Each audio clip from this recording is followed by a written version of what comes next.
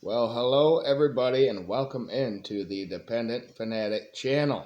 I'm right now witnessing Wisconsin getting shellacked by James Madison in the March Madness tournament round one, 33-18 in the first half with 32 seconds left. Wow. James Madison wants this one more, and they look really, really good. You know who else looked good? Oregon, an 11 seed, beat South Carolina, a 6 seed, last night or yesterday, and so they are advancing. Michigan, not so much. They were 8-24 this year, and we got rid of Juwan Howard. Question: how would Calipari fit at Michigan? Calipari in Kentucky lost to Oakland, who was a Michigan-based college, last night, and I witnessed that. That was fun. Oh man! All right, let's get into college football here because we're talking Oregon football coaching staff. And if you are new here to the Dependent Fanatic channel, I talk mostly Michigan athletics, all of them, but I talk college football for anyone you want me to talk about. I love college football. It's my first and foremost sport that I cover on this channel. Dan Lanning is Oregon's head coach in football, 22-5 so far as a head coach over the last two seasons, his first two seasons. He made the conference championship game last year in a loss to Washington. He lost to Washington twice last season. Man, if you would have just won one of those, how different would it have been your season? Could you have beaten yours truly? Well, it's up in the air. You never know. But the fact of the matter is you lost both those games. Lanning was previously at Pitt in 2011 and had various roles at Arizona State, Sam Houston, Alabama, Memphis, and Georgia before coming to Alabama. At Georgia, he was defensive coordinator from 2019 to 2021. And now as the head coach, doing great things at Oregon. He hired Tosh Lupoy, as defensive coordinator. He started as a defensive line coach at Cal and then at Washington, then was hired by Alabama as an analyst. Eventually, he was linebacker coach and then co-defensive coordinator at Alabama. Before being the Cleveland Browns defensive line coach in 2019, he made the shift to the NFL, and in 2020, he was defensive line coach and run game coordinator for the Atlanta Falcons. And then in 2021, he was hired as defensive line coach for the Jaguars before going back to college at Oregon, where he is now defensive coordinator for you and linebacker coach. On the offensive side, offensive coordinator is Will Stein. He was a quarterback coach for Louisville in 2014 before going to Texas for the same role until 2017. In 2018, he was associate head coach for Luke Travis High School for 2 years. Big high school in Texas. And then he was at UTSA working up to co-offensive coordinator in 2022 for University of Texas, San Antonio. Then Dan Lanning brought him in to be the OC for Oregon last season, as well as quarterback coach, and he got to work with Bo Nix. Now, let's talk about your players, your roster. Bo Nix and others are gone to the NFL. But let's look at why everyone has you as a top-ranked preseason team going in. Because you got two transfer quarterbacks that are pretty darn good. Dylan Gabriel, a senior transfer from Oklahoma, was 69% last season for 3,660 yards. That's a 9.5 average per completion, 30 touchdowns to just 6 interceptions. He also runs 370 rushing yards and 12 rushing touchdowns. And then Dante Moore, a sophomore transfer from UCLA. Michigan was in the hunt for this guy out of high school. He went to UCLA. Now you have him. 54% is what he did last season, 1,610 yards, 7.6 completion yards per completion, 11 touchdowns, and 9 interceptions. Not so great. And plus, minus 84 rushing yards last season. So I don't think there's any doubt who your quarterback is going to be. Next season, it's going to be Dylan Gabriel. But you have a really great backup in Dante Moore. At running back, you go 5 deep with people that have some stats coming back from last season. Bucky Irving, a senior, 186 rushes for 1,180 yards. That's a 6.3 average. He had 11 touchdowns. He had 413 receiving yards on a 7.4 clip and 2 receiving touchdowns. 7.4 yards per reception is what he had. All right. Jay Harris is a junior. He's a transfer from Northwestern Missouri. But he had 1,433 rushing yards there last season and 14 touchdowns. He broke records at that level or at that school. Great guy, great running back, shifty. Jordan James, a junior, had 107 rushing yard or 107 attempts. Excuse me. It's been a long week. It's been a long day. I worked 10 hours doing drywall, sanded out a house, and the ceilings were not textured. So you had to sand those too, and doing this up above your head and this with the pole sander all day. Anyway, enough of my problems. You got Jordan James as well as a junior coming back. 107 carries for 759 yards, 7.1 average, and he had 11 touchdowns. And he also had 15 catches for 132 yards, 8.8 average, and 1 receiving touchdown. And then Noah Whittingham, of course, is he related to Kyle Whittingham, the Utah coach? Anyway, he's a junior. He had 20 rushes for 146 yards. That's a 7.3 average, and he had 2 touchdowns. And he had 10 catches and 78 yards receiving last season. Jaden Lamar is a sophomore, but he had 24 attempts for 109 yards and 4.5 average, 1 touchdown. He had 7 catches for 61 yards, 8.7 average receiving. So you're loaded with running backs, and the favorite part of your team is coming up of mine. I like the offensive line and the depth. So you have options here offensively, Oregon. Coming into your first year in the Big Ten, you could be Big Ten-esque. Anyway, if you know what that means. Tight end, you got Terrence Ferguson, a senior, coming back. 42 catches for 414 yards. It's a 9.9 average and 6 touchdowns. And you got a guy, a sophomore, Kenyon Sadiq, that has 5 catches. He has some stats from last season. For 24 yards is all, 4.8 average, but he had a touchdown. And then at wide receiver, like I said, you got options. Tez Johnson is back, senior. 86 catches for 1,182 yards, 13.7 average, 10 touchdowns. Trayshawn Holden, a senior. And look, notice all the juniors and seniors on this team. They could be very good. 37 catches for Trayshawn Holden for 452 yards, 12.2 average, 6 touchdowns. Gary Bryant Jr. is a junior this season. 30 catches last season for 442 yards and 14.7 average and 4 touchdowns. Evan Stewart is a junior. He is a transfer in from Texas A&M. Where does he fit in?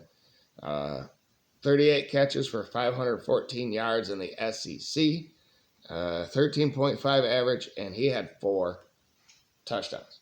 Now, offensive line, which is what all them players get to play behind. Oregon has 21 offensive linemen on this roster. That is my kind of team. Go Blue, go Lions. That's how you do it. Trenches, let's go. For Michigan, not you guys. But I can see how you can do it. At left tackle, it's going to be Josh Connolly Jr. He's a junior. And then at left guard, Marcus Harper II is a senior. Center is questioned, but I think Lapani Laluli, he's a sophomore. And then right guard, Matthew Bedford is a senior, and he's a transfer from Indiana, and he's damn good. And then right tackle, Johnny Cornelius is a senior. So 3 seniors, a junior, and a sophomore starting projected, but backups, if it's not them, it could be left tackle Janoris Wilson, sophomore, left guard Nathan Struther, a senior, center Charlie Pickard, a junior, right tackle George Silva, a junior, Dave Luley, a junior, Kanan Rossi, a junior, Holden Whippy, a junior, Bailey Jarmillo, a junior, etc. Like I said, there's 21 of them, and a lot of them have experience, and they had a good offensive line last year. Most of them are back. I think 3 starters are back on this line. So this offense has the players to be as balanced as they want to be. They can be as explosive as they want to be, with 4 proven receivers and 3 proven running backs behind this offensive line. With Dylan Gabriel at the helm, I can see why Oregon is ranked very high. Now let's talk about their defense. Will it complement them? That's what Lanning is all about, right? All right. Defensive end is going to be Jordan Birch, a senior. He had 34 tackles last season and 3 sacks. The other defensive end will be, I think, Matayo Uiagalelei,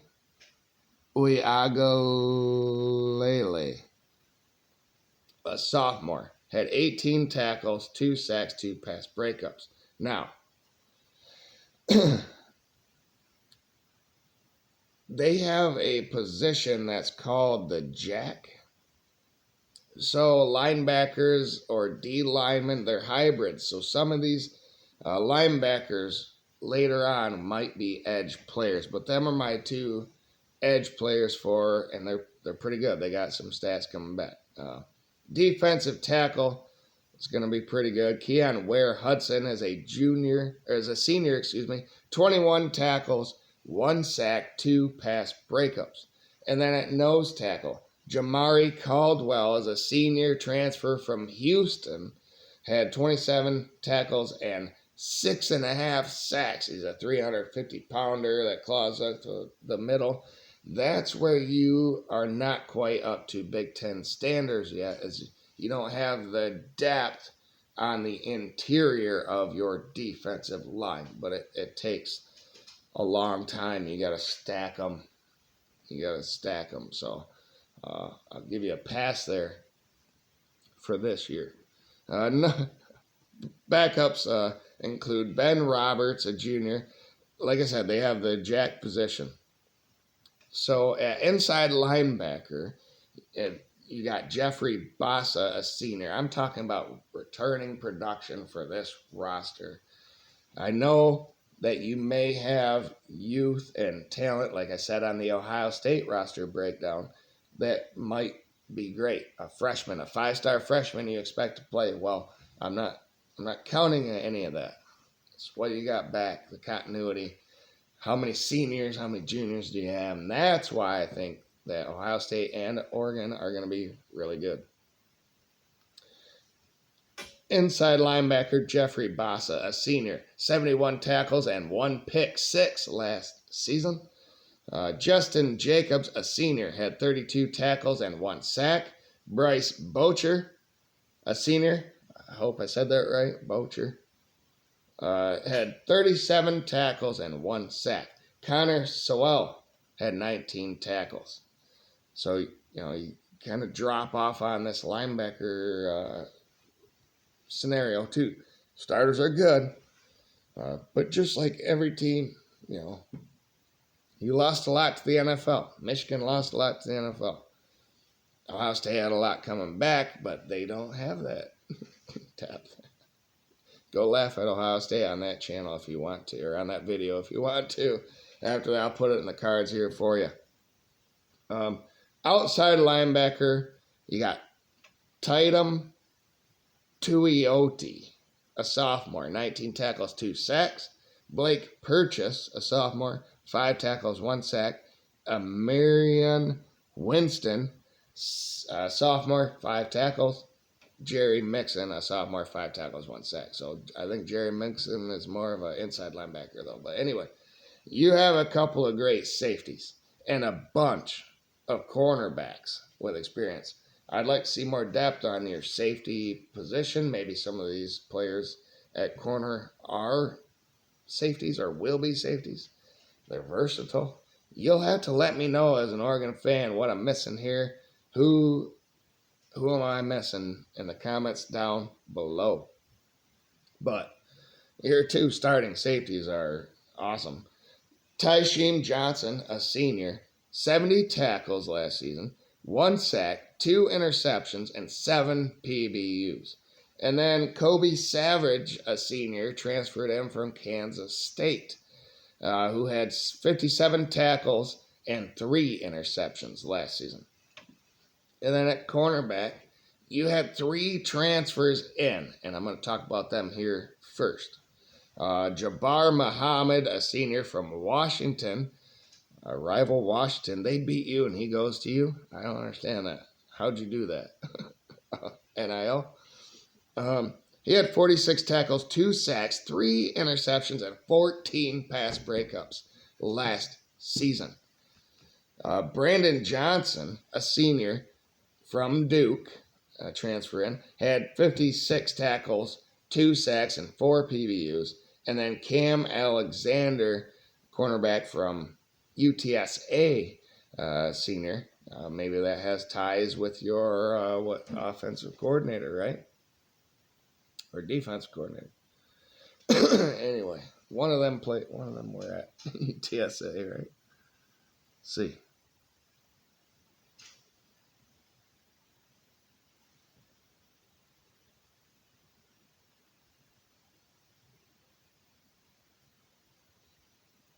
How come I can't find it? Where is it at?